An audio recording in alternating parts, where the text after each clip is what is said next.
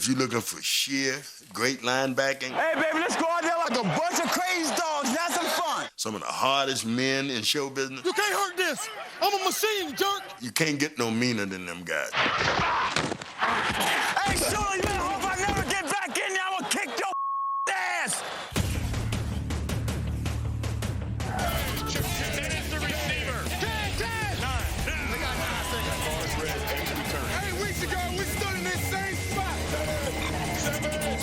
All 6 of you work your tail off. 4 quarters now, 4 quarters. Let's go. Number 3, Brett, number 3. First round selection.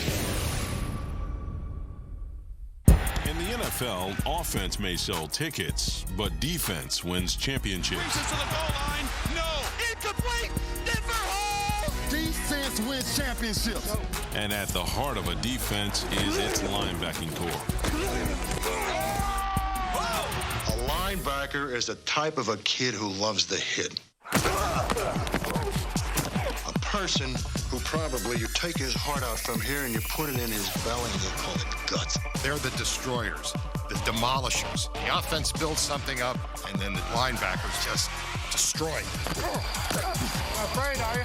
Our criteria for the greatest linebacking corps of all time includes Pro Bowls, Super Bowls, the effect of surrounding talent, and the unit not as individuals, but as a whole.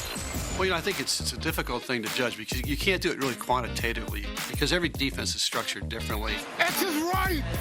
You got to strip away the front 4 in front of them. You got to get really good athletes that are smart and all complement each other. You take any other the group, and I would take them as a GM. The number 10 linebacking corps of all time, the 2000 Ravens. 98, they're playing the San Diego Chargers. And Eric Metcalf catches a pass over the middle. But Eric's in full stride. So it's a 60-yard race to the end zone.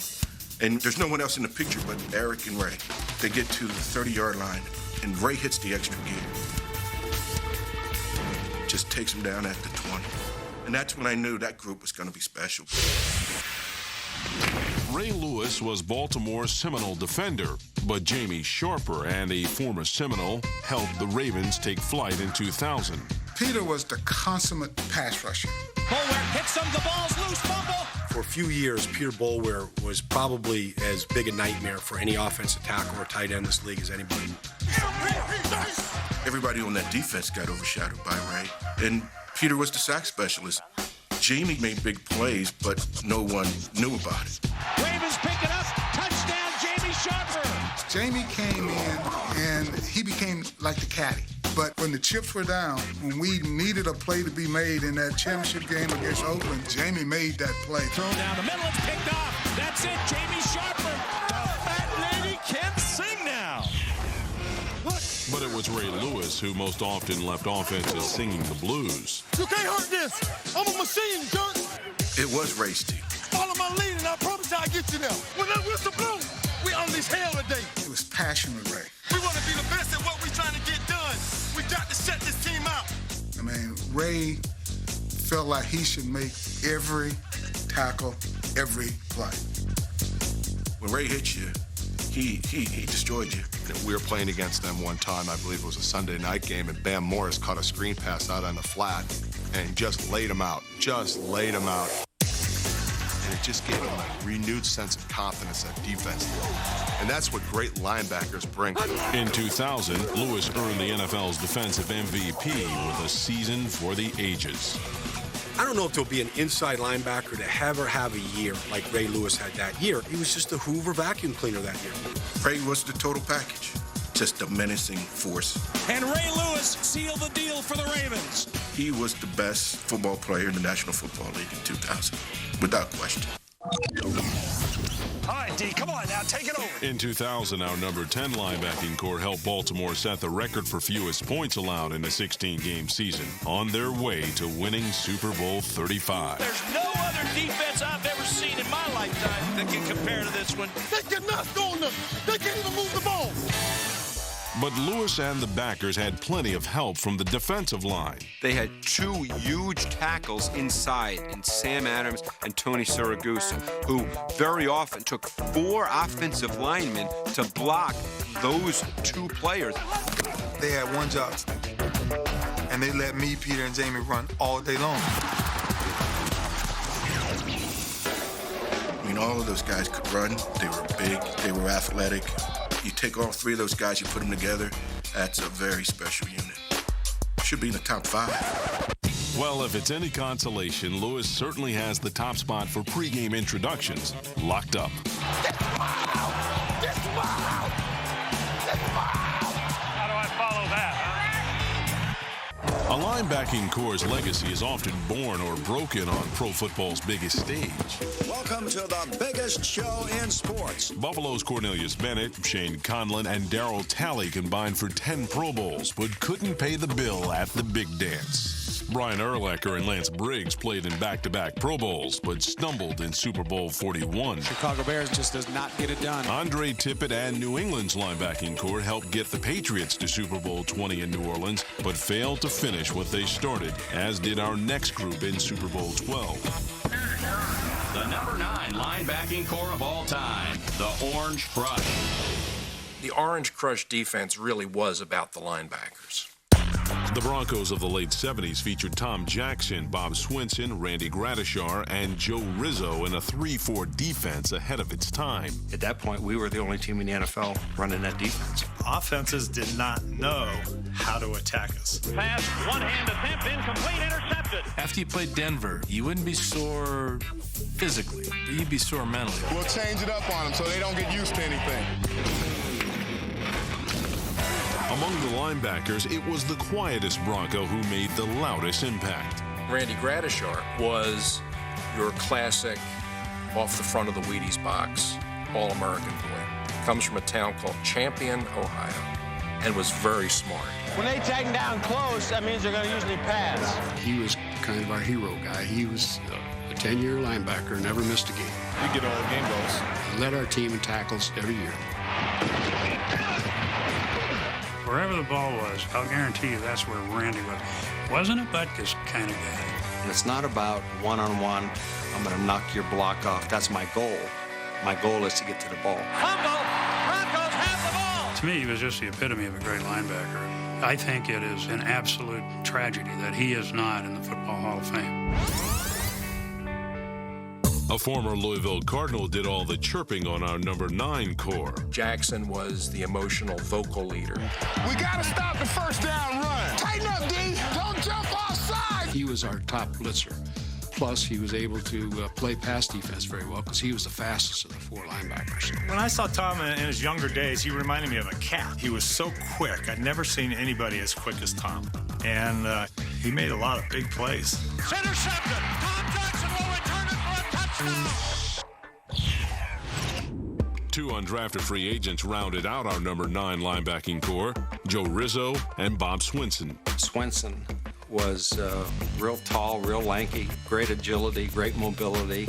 Great quickness, probably the quickest of the 4 linebackers. Joe Rizzo was just kind of a mean, ornery type of guy that you'd want to go into a bar with, and if anything happened, you'd want him protecting your backside. That was Rizzo. In 1977, the Broncos emerged from preseason obscurity to produce the AFC's best record at 12-2, and Bronco Mania took hold of Mile High. It was unbelievable. When you went into Mile High Stadium, it was almost like going to a college game. The Broncos had never had a winning season. But the Broncos would need to beat some of the best teams in NFL history to reach Super Bowl 12. I just don't think that the media really felt they were for real. Only one of them could get to the Super Bowl out of the AFC. It's like watching 6 18-wheelers coming down the highway to a 1-lane bridge. But our number 9 corps made Denver's dream a reality. Intercepted Jackson! His second interception of the day! Throws under pressure. Intercepted! Swinson! The miracle has happened! The Broncos are going to the Super Bowl! That was a monumental moment in Bronco history. Do they believe now? Denver didn't get the ring, but they did get our number 9 spot. I think it's a very underrated group of linebackers because they never did win a Super Bowl. It's a special group in the National Football League history. The number 8 linebacking core of all time, the Raiders of the early 80s. The defense, to me, was huge for the Raiders, and all you need to do is look at the Super Bowl win over the Washington Redskins. In 1983, Matt Millen, Ted Hendricks, and Rod Martin helped the Raiders claim their second Super Bowl title in 4 years by shutting down the highest-scoring offense in NFL history. The Raiders linebackers in that era might have been overlooked because we tended to think of the Raiders as an offensive team. But their defense was huge. Just win, baby. The Raiders have long relished their role as NFL bad boys. Here come all the Raiders. Holy Toledo. You know, they were always going to spit in your face and start a fight. And they're very physical team, particularly against the run. And in 1980, our number 8 linebacking core added a hungry Nittany Lion. Matt Millen was the physical leader inside. We'd watch him when he'd roll off a pile, hit a guy with an elbow, and we thought he was hilarious. And Matt on every tackle saying, if I could beat you up longer, I'd stay here. Simple game. You find the ball, and you drill them. While Millen plugged the middle, Rod Martin pounced from the edges. Martin reminded me a lot of Jack Ham in terms of the great speed. Throws it, picked off, intercepted by the Raiders, Rod Martin. He was actually known on the team as having this incredible vice-like grip. If he got his hands on you, it was over. Millen and Martin fit traditional roles, but there was nothing traditional about Ted Hendricks. His first day at practice, he rode a horse out to the middle of the field. On the horse, he had on his Oakland Raider practice uniform, and he was wearing a German helmet with number 83 on the side of it. And we all just kind of looked at each other and said, fits right in. Ted Hendricks was kind of a freak because Ted Hendricks was about 6'7" or 6'8". He could really do a little bit of everything, including blocking kicks, which he did 25 times. Block! It's blocked in the middle! An unofficial NFL record. But the Mad Stork was best known for his uncanny ability to rush the passer. He understood attacking protections, the adjustments, personnel, and he'd adjust on the fly. He would extend his arms and he wouldn't put moves on you. All of a sudden, he was grabbing the quarterback. It was a linebacker core that really worked well together because of a disparate set of physical attributes. And those attributes were never more evident than on the big stage. Here's one, intercepted, Rod Martin, picked off, Rod Martin, picked off, Rod Martin the third time today! Big stage brilliance was enough to get the Raiders our number 8 spot. This was our finest hour. This was the finest hour in the history of the Oakland Raiders. Many linebacking corps have lived and died by the blitz. The pain train is coming. Derek Thomas tallied 20 sacks in 1990. Oh, what a play! In 1996, Lamar Lathan and Kevin Green rushed Carolina to the NFC Championship game. Too much for him today, King. Little too much for him today. In 2005, the backers totaled 30 of Pittsburgh's 47 sacks on their way to winning Super Bowl 40. But they aren't the Pittsburgh unit that's next on our list. The number 7 linebacking core of all time, the Steelers of the mid-90s. I think the second Pittsburgh set of linebackers all day was probably better than the 70s version because you had Mean Joe Green and L.C. Greenwood. You had all that pressure and all that heat. Well, in this case, the heat was coming from Lloyd and Green from the outside. In the mid-90s, Greg Lloyd, Kevin Green, Chad Brown, Let's get after him, baby. and Levon Kirkland turned Pittsburgh into Blitzburgh. When you think about pressure, that's exactly what they did. You get where you feel like you can rush the quarterback. You understand? Rush the quarterback. Do not let that damn quarterback out of there. They had an attitude, that Pittsburgh attitude that Lambert and Ham and Russell set back in the 70s. Better cool your ass off. They were just the 90s version of it. That's Steeler defense. That's Steeler defense. Nobody on our number 7 linebacking core brought more attitude than Greg Lloyd. Walk your ass out here and get embarrassed. Greg Lloyd was not a particularly big man, but I think Greg Lloyd's one of the hardest hitters I've ever seen. I don't feel sorry for you. Line up and play football. Greg Lloyd just liked to hurt people. He better slide. I'm gonna bust his ass. That guy across from me, he has to raise his level of play or he's gonna get his ass kicked all day. I think Greg Lloyd may be one of the best football players I've ever seen. Back is Blake. Lloyd gets to him. Loose football. Steelers have it. What a play by Greg Lloyd. In 1993, Pittsburgh found him a partner. Dog rush one, man. Few on the flip.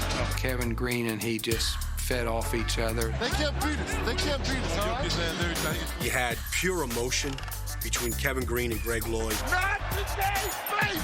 Kevin is crazy like a fox. I'm with you, baby. I'm with you, yeah. If you were going into a troubled situation, I think you'd want to take Kevin along with you. Come on! Let's crank it! There was mayhem on the edges and a monster in the middle. The one that surprises people is Levon. Because Levon, he was rather robust. That 273-pound monster middle linebacker who runs like a gazelle. Kirkland was like a defensive tackle playing at the Mike linebacker. You know, I remember trying to chase that guy down, and he was bigger than I was. The name of this damn game is respect. Let's line up and let's do it. The backers carried Pittsburgh to 3 AFC title games in 4 years, and only Neil O'Donnell could keep them from a ring. O'Donnell threw it right to him. There was no receiver out there. Into each other, they were a formidable force. They were tough to deal with. The number 6 linebacking core of all time, Lombardi's Packers. Back in the 1960s, everything that you did defensively was built on physicality and stopping the run. Toughness was at a premium. And no core of linebackers was tougher than our number 6 group, Leroy Caffey, Dave Robinson, and Ray Nitschke. Ray Nitschke was the most frightening person on game day that I've ever seen. I mean, his face, he looked like, Freddy Krueger. When he walked on that field, he'd start metamorphosizing. You see him changing. He'd start turning this hitting machine, this monster. Coming in there was Nitschke. You didn't take on Ray Nitschke if you didn't have to. And that might be your last thing you wanted to do. Contrary to his mythic figure, Nitschke made just 1 Pro Bowl, the same number as Leroy Caffey and 2 fewer than Dave Robinson. I'm not sure Nitschke was the greatest that ever played. I don't know that he wasn't. But for the Packers, he set the standard. I mean, Nitschke was the figurehead. He was the emotional leader on the field. Let's get a block in there. Put him down. He was the guy they all looked up to. Let's go. Get out there. Run out there. And he was a frightening person because of his passion and his intensity. The former 3rd-round pick embodied Lombardi's ideal linebacker. Pursuit is a man's responsibility. Pursuit is dedication. Pursuit is persistence. It's getting to the ball carrier on the shortest course, taking the proper angle, and when you get there in an angry mood. Dave Robinson is maybe one of the most underappreciated linebackers to ever play the game. I go in every ball game figuring we're going to have a shutout. I'm not sure anybody's ever been better than Dave Robinson. I can't imagine why he's not in the Hall of Fame. Playing with you got to be, the finest outside linebacker in football. And Dave was a great athlete, big for that year. Let's take it to him now. Come on, let's take it to him. But what made Dave Robinson a great linebacker was a combination of his instincts as a player. Dave Robinson to the 50-40. He had a great feeling for what the offense was going to do at a given time, and yet he was a gambler, as evidenced by his play in the '66 championship game. If the Cowboys go in here, we're going into overtime. Meredith is rolling out. It's Dave Robinson that instinctively goes against all that Lombardi had instructed him to play back. Instead, charges. He's going to be nailed. But that play was symbolic of Robinson's instincts to do the right thing at the right time. The game was different then. Ray Nitschke did not have to play against 3 and 4 wide receiver sets. But 5 world championships Green Bay Packers are going to be world champions. and 2 Super Bowl wins qualifies Green Bay for our number 6 spot. The number 5 linebacking core of all time, the '85 Bears. I think 85 is the best set of linebackers I've ever seen. And I'm talking about Wilbur Marshall. I'm talking about Otis Wilson, Mike Singletary. Those three guys took no prisoners. In Chicago's blitz-happy 46 defense, our number 5 linebacking corps spent most of its time in opposing backfields. Otis and Wilbur were basically blitz guys. Otis was more powerful. Wilbur was very, very explosive. Any one of them could change a ball game. Certainly Wilbur Marshall. The play, pick up the football. It's picked up on the play by the Bears. Wilbur was the guy that I would call the assassin. Mean, was nasty, was in a bad mood. He didn't like anybody. You know, he played with that right mixture of intelligence and anger. I've seen Wilbur hit some quarterbacks that were just unmerciful. I still see the hit he made on Joe Ferguson from Detroit. I'd never seen like it. I thought he killed him. You know, he knocked Joe into another century. Otis's personality was to seek and destroy. When he looked at the enemy, Otis was going to take him out. Otis was so strong in terms of his upper body strength that you could almost put him down in the 3-point and Otis could go make a play. They were so relentless, so ferocious. You're another quarterback, you know, we coming. It's just their attitude. But the man in the middle was the Midway's biggest monster. Lifting up. If it's flop over there and Sterling Sharp is on the inside guy, you got to be on it. Hey, baby, we're going to be here all day. Mike was a north-south kind of guy. I like this kind of party. It's a little bit easier to play middle linebacker. Your typical middle linebacker plays from tackle to tackle. Singletary's lane responsibilities were basically guard to guard. Hand off, Dickerson. He's hit by Singletary. Stacked up. Singletary got there with a lot of thunder. Hey, man, this young quarterback, man, somebody knock him out for me, will you? The Bears recorded an NFL record 72 sacks in 1984. They set the record for fewest points allowed in 1986. Goes our long. Hey, Wilbur Marshall. But it's our number 5 linebacking corps' 85 campaign that's etched in history. I'll tell you what, this defense has been incredible. To knock your socks off just to watch it. Total decimation to the AFC champion New England Patriots. So why are the Bears only number 5 on our list? Mike couldn't play coverage. We didn't ask him to play coverage. He knew he couldn't play coverage. Wilbur, again, he wasn't a great man-to-man cover, believe me. Miami proved that. Make the turn. Let's go. The bottom line in anything you do is, can you execute? And these people gave us the ability to execute in that defense. Despite their shortcomings, there's only 4 groups in NFL history higher on our list. The number 4 linebacking corps of all time, Hank Stram's Chiefs. As a group, man, we was unbelievably awesome. And Bobby Bell, Willie Lanier, and Jim Lynch. What made them great was the combined will to compete. It was a defense that was straight around the linebackers. We enjoyed an awful lot of success. It wasn't a cocky thing, but I do feel that we felt at that time we were the best linebacking corps that had played the game. And we were out to prove that. But before they could take on the league, our number 4 linebacking corps had to take on each other. Willie and I came in the same year. He and I competed for the middle linebacker job.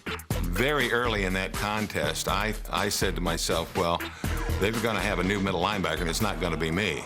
On the double zone, how you want to handle it offset on the double zone? I was able to go to the outside and play that position probably better than I ever would have played the middle linebacker position. Lynch was sort of like a Jack Ham. Smart, cerebral, never out of position, very dependable. I don't think Jim got the credit he's due to him. While Lynch flourished outside, They got a slot double wing. Lanier was changing the game inside. He was the first linebacker that I ever interviewed that talked about geometry and angles of pursuit. He was a very cerebral, very intelligent middle linebacker. But it was another use of his head for which the Hall of Famer was best known. He used to wear that old Ohio State-looking helmet had the big ridge that ran down the middle of it, and he would hit you. I call him a quiet guy, but he sneak up on you and hit you with a hammer in the head. He laid down. Hey, I mean, I'll be sitting over there, he hit somebody, I'll be jumping too. He was the best middle linebacker in the league. And Bobby Bell was probably the best outside linebacker. 9-time Pro Bowler Bobby Bell carved out his own historic niche on our number 4 linebacking core. Many people still believe to this day that Bobby Bell may be the best all-around linebacker to ever play the game. What pressure put on by Bobby Bell? Bobby Bell had all the physical attributes necessary to play almost any position. Bobby Bell with a touchdown. He was a quarterback in high school, was probably the greatest long snapper in the history of the game. Hank Stram put Bobby Bell on his hands team, and more than once, Bobby Bell ran it back for a touchdown. He was a complete linebacker. In Super Bowl IV, our number 4 linebacking core completely dismantled Minnesota. Capros down the middle. Intercepted, will eliminate him. That's it. Chiefs are the world champions of professional football. How many NFL linebacking cores have 2 Hall of Famers? 2 guys who are arguably the top 3, 4 at their position in the history of the game. That was as fine a set of linebackers as ever played the game. A single sensational player can sometimes carry a linebacking core. Dick Butkus was the original inside intimidator, reaching 8 Pro Bowls in 9 years despite just 2 winning seasons. oh, man. Fellow tough guy Chuck Bednarik led the Birds to an NFL title in 1960. That same year, Detroit's Joe Schmidt was the NFL's co-MVP. Joe Schmidt picks it up at the 14. He was the only linebacker to achieve that honor until the apple of New York's eye. The number 3 linebacking core of all time, Parcells Giants. When you look at LT, you can almost stop there. And to think that Harry Carson and Carl Banks would be on that same defense is kind of frightening. Taylor, Banks, Carson, and Gary Reason simply overwhelmed opposition in the mid-'80s. Hey, we're a bunch of bad son of this present ball. That was the toughest opponent I played against. Because they beat the living daylights out. We had a run in '86 where no starting quarterback finished the game. When you played the Giants, you left that football game, you were on your way to an ice tub. I mean, they've knocked out my front teeth. The worst injury I've ever suffered, besides my broken leg, which was another one, was a hip pointer that I got, all courtesy of the Giants. Hey, baby, let's go out there like a bunch of crazy dogs and have some fun. No defender ever changed the game quite like the 1986 NFL MVP. Lawrence Taylor is the greatest defensive football player I have ever seen. There was a writer who said, why all the fuss? He only had 11 interceptions. Intercepted! There goes Taylor! Let me tell you something. If he dropped into coverage, you breathed a sigh of relief. Lawrence count, he's going to go in! You have to give Bill Parcells and the Giants a ton of credit for understanding what he was and how he could dictate to an offense. No back could block Lawrence Taylor. When you see the angle stance of the left tackle, that was invented because of Lawrence Taylor. Son, I got to do better than this. He came off that edge, and he came off that edge with an attitude. Bonafide animal. LT hated everybody. Hey, Sula, you better hope I never get back in there. I'm going to kick your ass. He tried to tear your head off when he got to you. LT left offenses with nowhere to attack our number 3 linebacking core. We wanted to run at Lawrence. Homeboy, we can't play that stuff over here. Y'all got to go to the other side. It was better to go at him than away from him because he'd run everything down. But then you had to deal with Harry coming up the middle. What's the first thing you hear? Gotta stop the run. We gotta stop the run this week. Well, to me, Harry Carson was the best run-stopping linebacker of his generation. So let's not give them any confidence. Carson was at his greatest on the goal line. You say Riggins was a great goal line runner. Marcus Allen, great goal line runner. Harry Carson was like that on defense. He had the greatest goal line instincts that I've ever seen. The guy that gets left out in that Giants group is Carl Banks. He was the quintessential strong side linebacker. If you wanted to run strong side against Carl Banks, forget about it. He was as good outside linebacker against the run, I think, as the league has ever seen. Against Denver in Super Bowl 21, New York's big three linebackers made 3 successive big plays to turn the game. It's first and goal to go from the 1. Great players make plays. Taylor made one. Lawrence Taylor was there. Carson was in on one. Wilhite stopped in his tracks. Banks made another one. Banks, Carson, the linebacker, stopped him. And then they missed the field goal. I told them at the half, I said, we got a good chance to beat the Broncos. New York dumped Denver and drowned the Big Tuna. Here comes Harry Carson now. Parcells is up there without the headset, and they get it. Starting a celebration that's still in use today. Oh! You had mobility, you had speed, you had size. They were big, they were tough. Harry could handle the middle. Carl handled the strong side. Aikman back inside the Lawrence was intercepted by Taylor. the most dominant single force. He'll score. They were the best. Nothing cements greatness for a linebacking corps quite like winning a championship. But despite a perfect season in 1972, Nick Bonicatti is the only linebacker we can name from the no-name defense. The Cowboys' Chuck Howley and Leroy Jordan combined for 11 Pro Bowls and a championship ring. Brady fires, touchdown! The Patriots claimed 3 rings in 4 years behind a strong linebacking corps, but no team dominated a decade quite like our number 2. The number 2 linebacking corps of all time, the Steelers of the 70s. The Pittsburgh Steelers had the greatest defense over a period of time I've ever seen. Starting in 1974, the Steel Curtain defense led Pittsburgh to 4 Super Bowl wins in 6 seasons. I think almost every starter but 1 or 2 on that team was a Pro Bowler. But I think the most important part of that defense was the linebacking corps. I think they were the heart and soul of it. Our number 2 linebacking corps of Jack Ham, Jack Lambert, and Andy Russell was together for the first 2 Super Bowls. Russell was a 7-time Pro Bowler who had been with the team over a decade before Lambert even arrived. Andy was this wily all-pro. Andy, let's get one.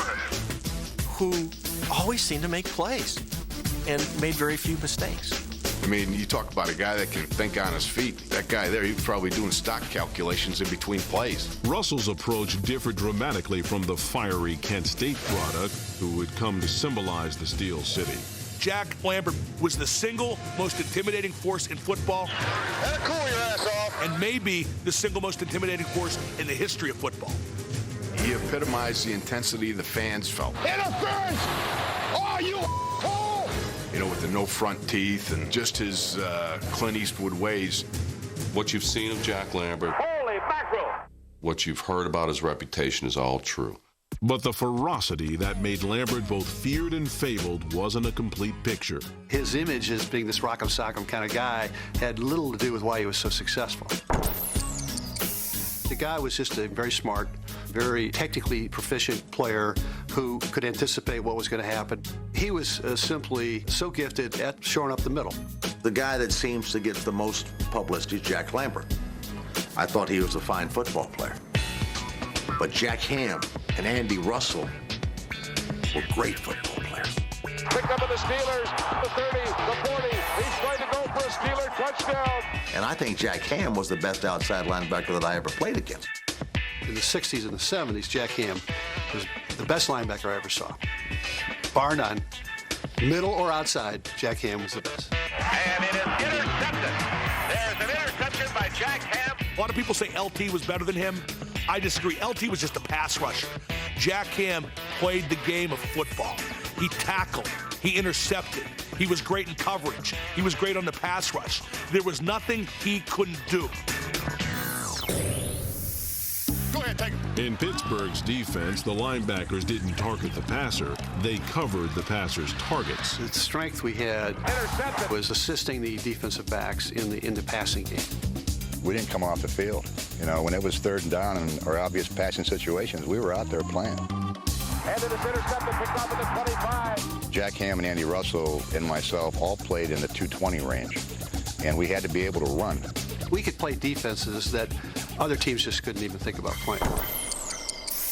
Pittsburgh's backers combined for 25 Pro Bowls and played their best in the biggest games. I played them in the Super Bowl in New Orleans. And the week before, they had played the Oakland Raiders before that, and I think the Oakland Raiders had gained 21 yards rushing. And I said, I'll tell you one thing, we'll rush for more than 21 yards against the Steelers. You know how many yards we rushed for in the Super Bowl? 17. 17 yards against the Steelers defense. There's never been a better threesome. There's never been guys who interlock together, whose talents complemented each other. I don't think any linebacking core in history even compares to those guys. But success can be a double-edged sword. The Steelers fielded 9 Hall of Famers and sent an annual parade of defensive players to the Pro Bowl. They were protected well by Joe Green and Dwight White, L.C. Greenwood. That's a pretty good defensive line for those linebackers to be playing with. It's all about Super Bowls. They won a lot of Super Bowls. And when you win a lot of Super Bowls, you get a lot of notoriety. The number 1 linebacking core of all time, Jim Mora's Saints. The crew that I liked the most, I happened to play against, was the New Orleans Saints. Ordinarily, when you have a linebacker core, you have 1, 2, maybe if you're really lucky, 3 that were as dominant as they were, but they had 4. New Orleans Dome Patrol featured Ricky Jackson, Sam Mills, Vaughn Johnson, and Pat Swilling. Each reached at least 4 Pro Bowls, and in 1992, our number 1 linebacking core was the only core to ever send 4 backers in the same year. Well, that had never happened before. But if you watch that defense play and you watch those guys play, I mean, every one of them deserved it. Hey, new quarterback in, baby. It's worst nightmare. When teams had to prepare to go into that dome, they were scared to death of that linebacker core. I hated playing against the Saints. Their defense was very violent. I mean, the Giants had great linebackers, but the Saints linebackers, I thought, was by far the best linebacker group in the NFL. The outside linebackers are your pass rushers. So you get Ricky Jackson, who had incredible strength, and you had Pat Swilling, who had incredible speed and quickness coming off the edge. They were a great group. Ricky Jackson was a 14-year veteran and the team's original tough guy. If I was ever in a situation where I needed to defend myself, and I could pick one guy that I've ever coached, it would be Ricky Jackson. You know, no knee pads, no thigh pads. He's just a raw football player. Ricky was very underrated. Ball came loose. Saints have it. In 1987, the Saints provided Jackson with a complimentary yellow jacket. Georgia Tech's Pat Swilling. Pat Swilling was your classic up-the-field pass-rushing outside linebacker. Yeah, we're going to be on top of Marino today, too. When the ball was snapped, I mean, he was so explosive coming off that edge.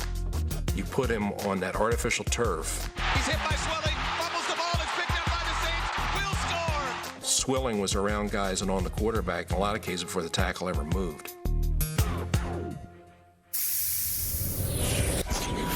Come on, let's tighten it up. Stop this drive, huh? Inside linebacker Sam Mills stood just 5'9", but played like a giant. Sam Mills looked like Tattoo. I kept looking around for Mr. Rourke, thought I was on Fantasy Island. He was short, but he was not small. And he would get up under guys and just rock them. Sam Mills was an absolute genius, student of the game. He ran the show. I remember a game, Sam called every single play we were running. Watch the Joker! Swing! Lead draw. I got it, baby, I got it. Sam Mills was the best football player I ever coached because he was everything that you wanted in a player. Going to be bad. Intercepted. Work ethic, leadership, preparation. He achieved as close to his potential as any player that I've ever been around or coached. Third down, has the ball taken out of his hands by Sam Mills. He'll score. That's an awesome play. Like Mills, Vaughn Johnson went from USFL cast-off to NFL All-Pro. If you lined up those 4 guys and you'd say which guy most looks like an NFL linebacker, it would be Vaughn Johnson. He was just a maniac. I mean, this guy was a physical football player. That was a guy that came out of the USFL that no one knew about, that it took about 3 plays. Roger Craig is arguably the best all-around running back in the NFL at this time. And about the 3rd play of the game, He goes, man, I don't know who that dude is, but I don't want you to let him hit me anymore today. He said, that guy hurts. I can't believe when people bring up a New Orleans group. I mean, to me, they're just another bunch of curtain jerkers. To compare them to the Steeler linebackers is ridiculous. Refresh my memory. Did they ever play in a playoff game? Actually, they did. Dion, he lateraled 3 times. Hits a touchdown. And lost all of them. I mean, how can you even say they're any good? The fact that they never won a playoff game had nothing to do with them. And running in for a touchdown is Eric Allen. They didn't have the Chiefs' defensive line, Pittsburgh Steelers' defensive lines. They really had to make plays, and people got on them pretty quick. The Saints are the only team on our list not to appear in a Super Bowl. So why all the love? For the Saints' first 20 years in New Orleans, the sky was always falling. This is the dangest thing I've ever seen in a football game right here. But after 20 years without a winning season, the Saints never had a losing season in the 6 years our number 1 linebacking core was together. He stopped short of the goal line. The Saints are winners for the first time in 21 years. They combined for 13 trips to the Pro Bowl, but only once in those 6 years did another Saint defender accompany them. It's not about size, and it's not about speed. It's about how you execute, how you fit in, how those puzzle pieces fit into a whole. And they did. I think that they executed about as good as any linebacking crew that I've ever seen or played against. He's going to toss it over. Can he pick down? Touchdown, Saints! I'd certainly vote for him to be the number 1 linebacking core of all time. I mean, I know this team never won a playoff game, but I mean, they were good enough for us to win a Super Bowl. They're going to be a real factor this year in the playoffs. They could be the Super Bowl team. If they had an offense, they would have won 2 or 3 Super Bowls in the 80s. Though Pittsburgh, Kansas City, New York, and Chicago all have strong cases for number 1, they also have much stronger supporting casts. And we think it's time for the Saints to finally win something. And the Saints have done the unthinkable, the nearly impossible. They may not have gotten their Super Bowl, but they do now have a title. The Saints are our number 1 linebacking core of all time.